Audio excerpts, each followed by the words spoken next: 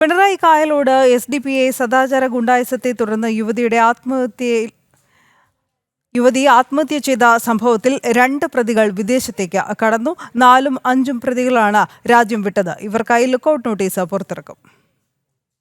മിഥുൻ പിള്ള ചേരുകയാണ് കൂടുതൽ വിവരങ്ങളുമായി. മിഥുൻ, വിശദാംശങ്ങൾ. കഴിഞ്ഞ ആഴ്ചയാണ് പിണറായി കായലോട്ട് SDPIയുടെ സദാചാര ഗുണ്ടായിസത്തെ തുടർന്ന് ഈ യുവതി ആത്മഹത്യ ചെയ്യുന്നൊരു സാഹചര്യം ഉണ്ടായത്.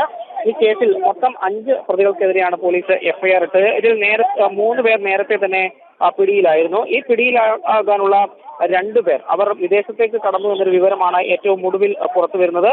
ഈ ഒരു പശ്ചാത്തലത്തിലാണ് ഇവർക്ക് വേണ്ടി ലുക്കൌട്ട് നോട്ടീസ് പുറത്തിറക്കി തീരുമാനമെടുത്തിരിക്കുന്നത്. 4ാം പ്രതിയായ സുനീർ, 5ാം പ്രതി സക്കറിയ എന്നിവരാണ് രാജ്യം വിട്ടതായുള്ള വിവരം പുറത്തു വന്നിരിക്കുന്നത്.